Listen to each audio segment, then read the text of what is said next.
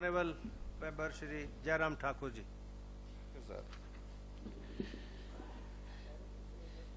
ये जो सही कह रहे हैं हमारे माननीय सदस्य विनोद कुमार जी, इस प्रश्न की जो मंशा कुछ और थी पूछने की, लेकिन इसको पूरा मिला करके इसकी स्पिरिट ही और तरह की कर दी। अध्यक्ष महोदय, Rajiv Gandhi day boarding school, हम ये जानना चाहते हैं, जब डे बोर्डिंग में हमारे बच्चे ऑलरेडी पहले से ही, दिन के समय तो आजकल भी बच्चे जा ही रहे हैं, उस दृष्टि से थोड़ा सा प्रकाश तो डालें कि इसका कॉन्सेप्ट क्या है। क्लैरिटी नहीं है।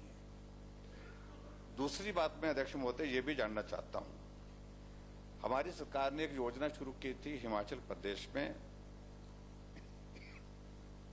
और वो योजना अटल जी के नाम पर रखी थी हमने, अटल आदर्श विद्यालय। और अटल आदर्श विद्यालय के अंतर्गत बहुत सारे स्थानों में भवन बन गए, जमीन जा चुकी है, और उसमें एक जगह तो मैं उद्घाटन भी करके आ गया। लेकिन सरकार ने इस बात को स्पष्ट अभी तक नहीं किया कि अब ये जो डे बोर्ड राजीव गांधी, आपने अटल जी की जगह राजीव गांधी जी के नाम पर डे बोर्डिंग स्कूल का जिक्र किया है, क्या वो अटल आदर्श विद्यालय का जो हमारा जो कार्यक्रम था, यानी कि हमारी जो स्कीम थी, क्या वो एग्जिस्ट करती है एट प्रेजेंट, या जो बंद करने का आपका कार्यक्रम चला हुआ उसमें ही उसको शामिल कर दिया गया कि ये बंद कर दी गई है? एक तो मैं ये जानना चाहता हूं, स्पष्ट करें इस बात को, क्योंकि क्लैरिटी नहीं है।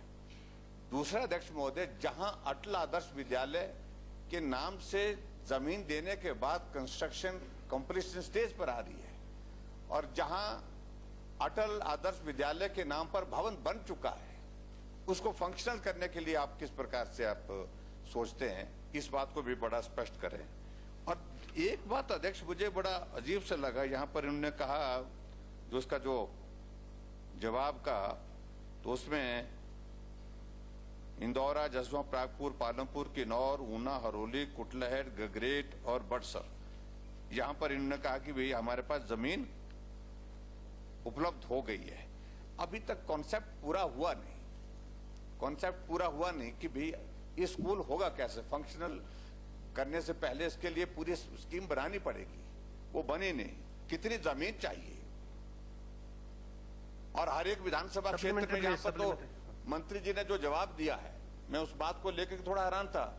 हमारे माननीय विधायक आनी से इन्होंने प्रश्न पूछा कि भाई मेरे क्षेत्र में भौगोलिक परिस्थिति इस प्रकार की, आप इन्होंने 3 जगह निर्मट का भी नाम लिया, आनी का भी लिया और नित्र का भी लिया। नित्र का ना, मैं नहीं, डिस्कशन इज नॉट डिस्कशन।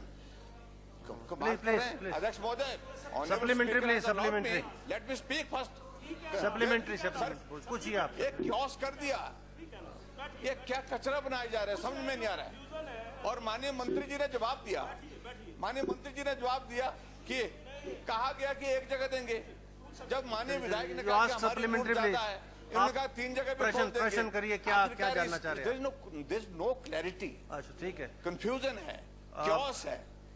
ऐसे में तो मेरे मूल प्रश्न है उनका, उन पर प्रकाश डालना मुख्यमंत्री जी। आगे थोड़ा सा माननीय मुख्यमंत्री महोदय, नहीं है, किसी बात में क्लैरिटी नहीं आ रही है सरकार की। माननीय मुख्यमंत्री, हमको दुख है। आ जाएगी, अभी आ जाएगी। माननीय मुख्यमंत्री महोदय, क्लियर नहीं है ये। माननीय अध्यक्ष महोदय, माननीय अध्यक्ष महोदय, या तो माननीय मुख्यमंत्री जी हमारी बात को ध्यान से नहीं सुनते हैं, पूर्व मुख्यमंत्री जी हमारी बात को ध्यान से नहीं सुनते हैं, वॉकआउट करके चले जाते हैं। मैंने अपने जो बजट रिप्लाई था उसमें भी कहा था, मैंने कहा था देश के जो पूर्व प्रधानमंत्री होते हैं, हमारी सरकार ना तो उनके नाम बदलने में विश्वास रखती है, और अगर उनके नाम से अगर आदर्श अटल विद्यालय चला